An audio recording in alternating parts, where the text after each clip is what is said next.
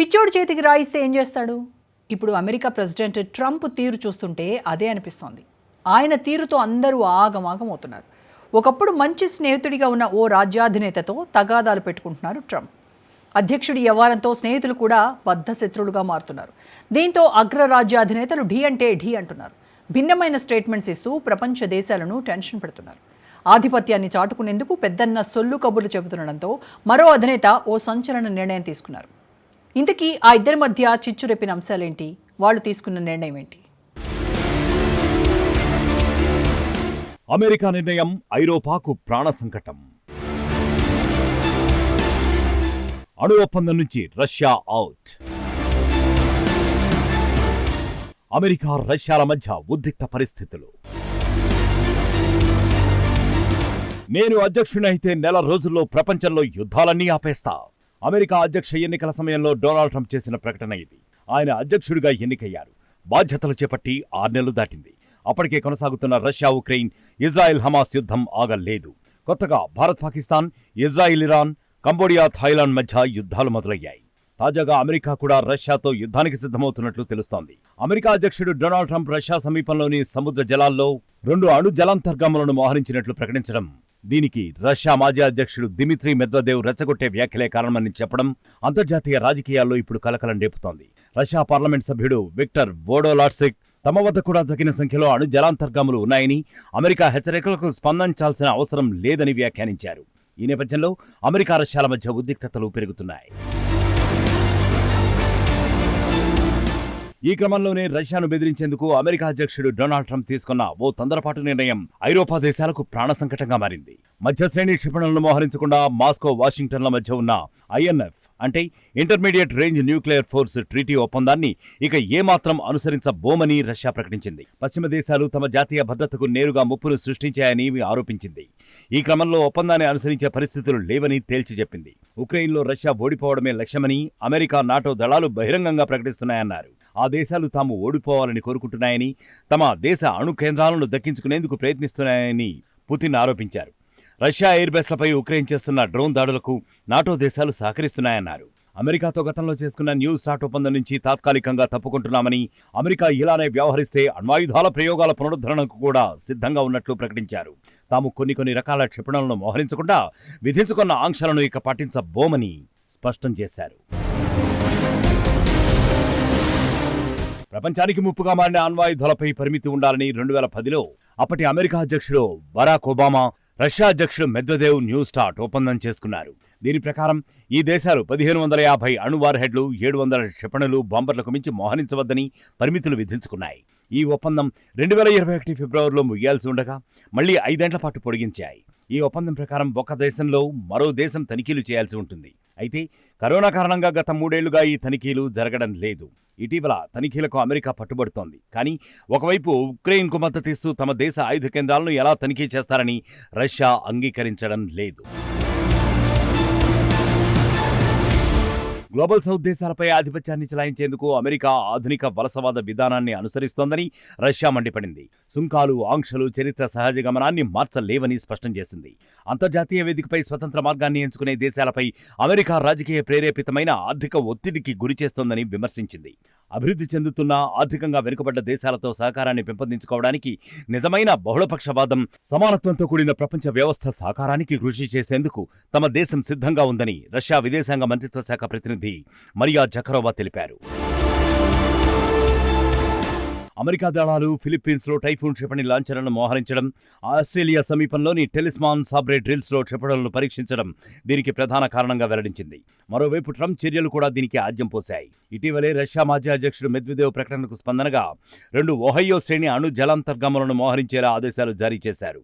Medvedev Trump ఆర్థిక ఆంక్షల హెచ్చరికలను యుద్ధం వైపు ఒక అడుగుగా వ్యాఖ్యానించడం, అలాగే రష్యా సోవియట్ యుగంలోని డెడ్ హ్యాండ్ అణు ఆయుధ వ్యవస్థను ప్రస్తావించడం ఈ ఉద్రిక్తతకు కారణమైంది.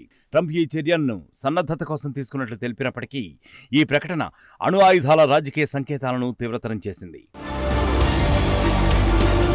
రష్యా పార్లమెంట్ సభ్యుడు విక్టర్ వోడోలాట్సిక్ ఈ పరిణామంపై స్పందిస్తూ రష్యా వద్ద కూడా అణు జలాంతర్గాముల సంఖ్య అమెరికా కంటే ఎక్కువగా ఉందని, అవి అమెరికా జలాంతర్గాములను నియంత్రణలో ఉంచగలవని తెలిపారు. ట్రంప్ ప్రకటనకు స్పందించాల్సిన అవసరం లేదని ఆయన స్పష్టం చేశారు.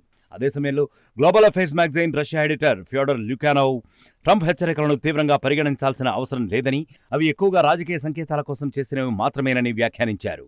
రష్యా విదేశాంగ మంత్రి సెర్గీ లావ్రోవ్ కూడా అమెరికాతో ప్రత్యక్ష సైనిక ఘర్షణలను నివారించాలని అమెరికా విదేశాంగ మంత్రి మార్కో రూబియో వాదనతో ఏకీభవిస్తున్నట్లుగా తెలిపారు. ఇది రష్యా సంయమన వైఖరిని సూచిస్తుంది. కాగా 1987లో అమెరికా అధ్యక్షుడు రొనాల్డ్ రీగన్, రష్యా అధినేత మిఖాయిల్ గోర్బచేవ్ ఈ ఒప్పందంపై అప్పట్లో సంతకాలు చేశారు. ఇంటర్మీడియట్ రేంజ్ న్యూక్లియర్ ఫోర్స్ ట్రీటీగా దీనిని వ్యవహరిస్తూ ఉంటారు.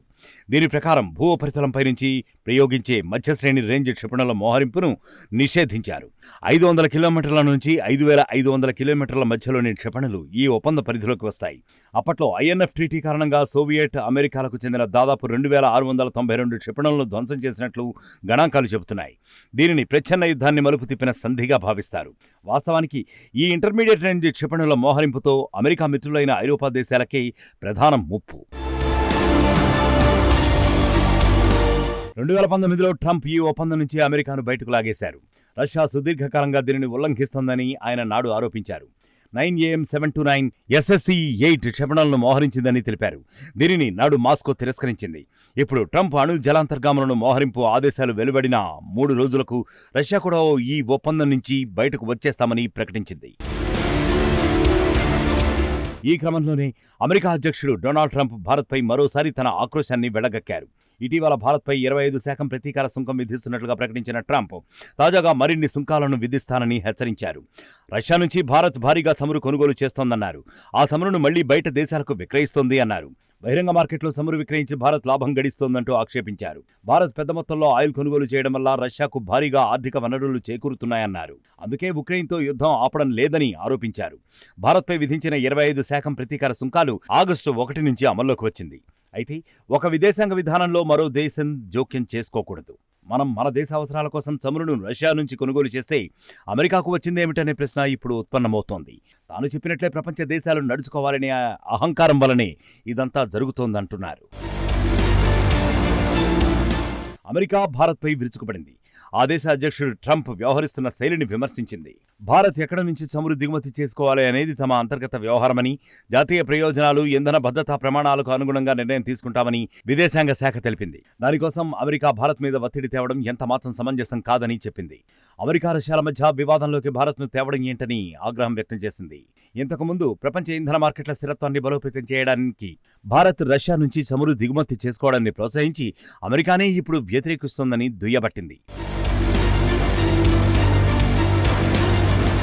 ఈ ఉద్రిక్తతలకు ప్రధాన కారణం ఉక్రెయిన్లో కొనసాగుతున్న యుద్ధం. ట్రంప్ రష్యా అధ్యక్షుడు వ్లాదిమిర్ పుతిన్పై ఆర్థిక ఆంక్షలు విధించే హెచ్చరికలు జారీ చేస్తూ ఉక్రెయిన్లో యుద్ధాన్ని ముగించాలని డెడ్లైన్ విధించారు. మొదట 50 రోజుల గడువు ఇచ్చిన ట్రంప్ దానిని 10 నుంచి 12 రోజులకు తగ్గించారు. మెద్వెదేవ్ ఈ హెచ్చరికలను యుద్ధం వైపు అడుగుగా విమర్శించారు. దీనికి ప్రతిస్పందనగా ట్రంప్ అణు జలాంతర్గాముల మోహరణ ప్రకటన చేశారు. ఈ సందర్భంలో రష్యా యొక్క డెడ్ హ్యాండ్ వ్యవస్థను ప్రస్తావించడం అమెరికా రష్యా సంబంధాలను మరింత దిగజార్చింది. ట్రంప్ ప్రకటన అణు జలాంతర్గాములను నిజంగా మోహరించారా లేక రాజకీయ సంకేతంగా ఈ ప్రకటన చేశారా అనేది స్పష్టంగా తెలియడం లేదు. అమెరికాకు చెందిన ఓహైయో క్లాస్ జలాంతర్గాములు ఇప్పటికే రష్యా సమీపంలోని సముద్రంలో తిరుగుతుంటాయని, ఈ మోహరణ కేవలం రాజకీయ సందేశం కావచ్చని భద్రతా విశ్లేషకులు అభిప్రాయపడుతున్నారు. అమెరికా సైన్యం జలాంతర్గాముల గురించి సాధారణంగా రహస్యంగా ఉంచుతుంది. ఈ చర్య నిజమైన సైనిక ఆపరేషన్ కంటే రాజకీయ ఒత్తిడి కోసం ఉద్దేశించిందిగా కనిపిస్తోంది. అయితే ఈ రకమైన అణు సంకేతాలు 2 అణుశక్తి గల దేశాల మధ్య ఉద్రిక్తతలను మరింత పెంచే అవకాశం ఉందని విశ్లేషకులు హెచ్చరిస్తున్నారు కూడా. మొత్తంగా ఎంకిపెళ్లి సుబ్బిగాడి చావుకొచ్చినట్లు రష్యాతో మనం చమురు కొనుగోలు వల్లే రష్యా ఉక్రెయిన్ యుద్ధం ఆగడం లేదంటూ ఏవేవో పిచ్చికూతలు కూస్తున్నాడు ట్రంప్. తాను చేస్తే శృంగారం, పకోడు చేస్తే వ్యభిచారం అన్న సందంగా ఉంది అమెరికా తీరు చూస్తూ ఉంటే. అయితే రష్యాను బెదిరించాలని చూసిన ట్రంప్ నిర్ణయాలు ఇప్పుడు అమెరికాకి మిత్రదేశాలైన ఐరోపా దేశాలకి ప్రాణ సంకటంగా మారడం ఆశ్చర్యకరంగా పరిణమిస్తోంది.